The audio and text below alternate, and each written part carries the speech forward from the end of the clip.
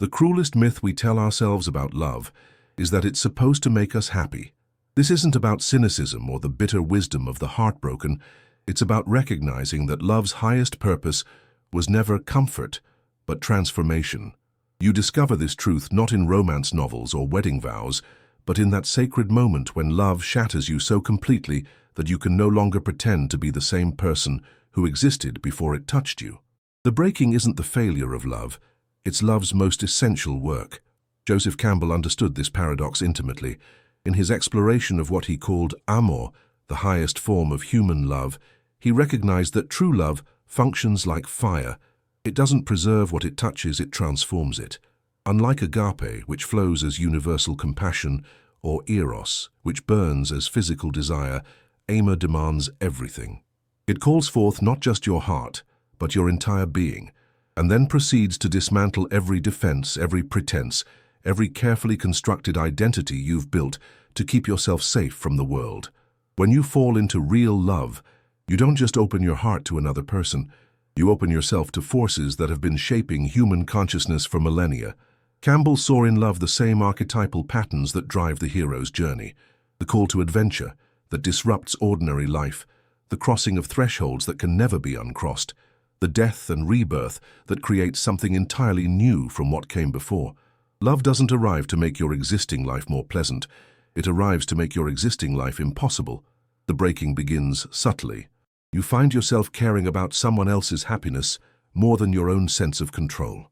You discover vulnerabilities you didn't know existed, fears you'd never acknowledged, needs you'd spent years learning to suppress. The person you were before love, self-contained, rational, safely armored against the world, starts to feel like a costume you can no longer wear convincingly. Love strips away these protective layers not out of cruelty, but because authentic connection requires nothing less than authentic presence. Campbell recognized that this dissolution is where love reveals its mythic dimension. In cultures around the world, love stories follow the same essential pattern. Two souls meet, recognize something eternal in each other, and are then tested by forces that seem designed to tear them apart. But the testing isn't punishment, it's initiation. Love breaks you open the way a seed breaks open in the earth, not to destroy but to release what was always meant to grow. The pain of love, whether from loss, disappointment, or the simple terror of caring this much about another human being, isn't a sign that you've chosen wrong or failed somehow.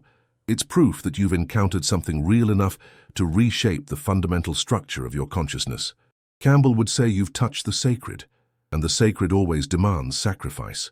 What you sacrifice isn't your happiness, but your illusion of separateness, your belief that you could navigate this life safely alone, your conviction that love was meant to be a comfortable addition to an already complete existence. Campbell saw in every love story the echo of an ancient initiation, a call to adventure that arrives not from outside, but from the deepest places of the human heart. This call doesn't come with guarantees or promises of safety. It comes as an invitation to step beyond everything you thought you knew about yourself and enter territory where the old maps no longer apply. When love breaks you, it's not randomly destructive, it's surgically precise, targeting exactly those aspects of your character that were keeping you small, safe, and ultimately unfulfilled. The mythology of transformation through love appears in every culture because it reflects a fundamental truth about human consciousness. We cannot grow beyond our current limitations while remaining comfortable within them. Love serves as what Campbell might have called the divine blacksmith, heating the raw metal of personality until it becomes malleable enough to be reshaped into something more refined, more authentic, more capable of genuine connection.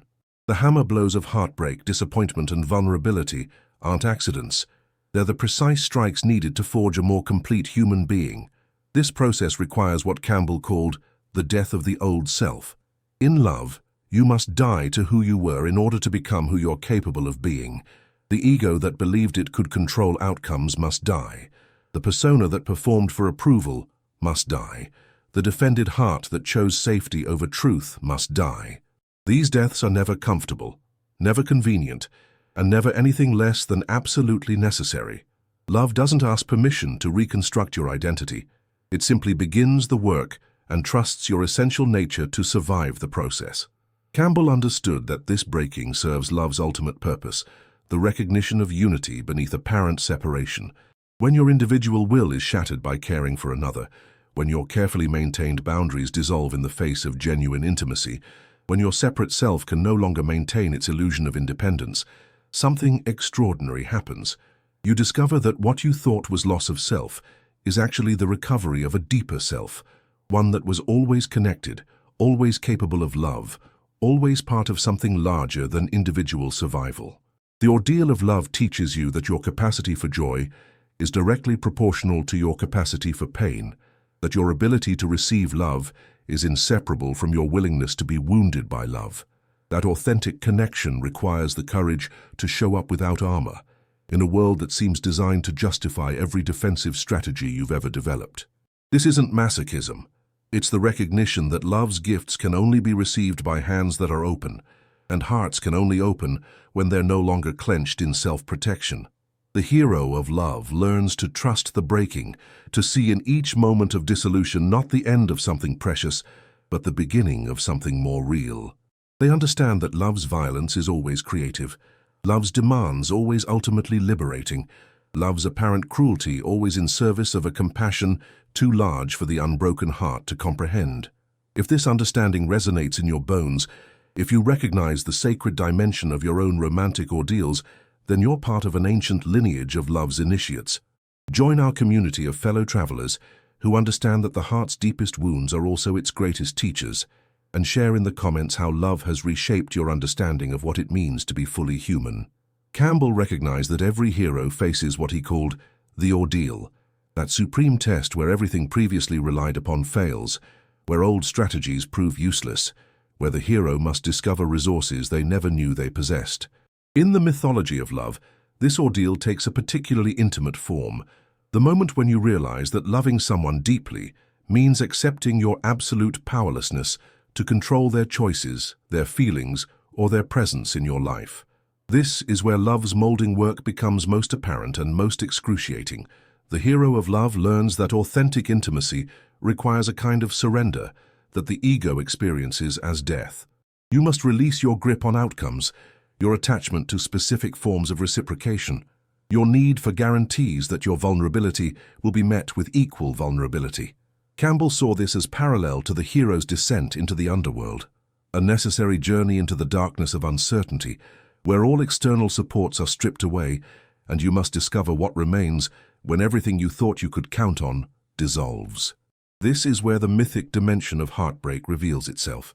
The pain isn't arbitrary suffering, it's the inevitable result of a consciousness that has been expanded beyond its previous capacity, trying to contract back into old, familiar patterns.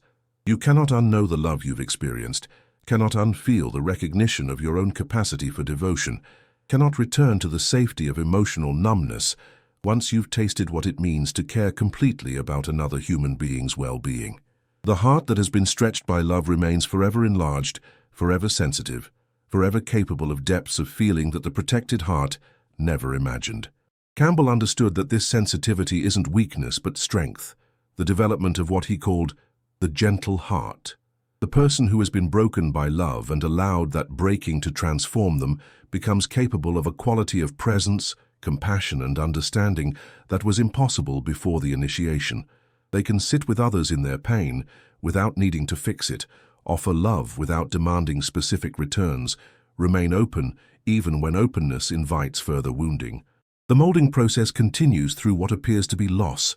When love ends, when relationships transform, when the person you built your heart around chooses a different path, the temptation is to interpret this as failure, as evidence that the love wasn't real, or that you weren't worthy of its continuation.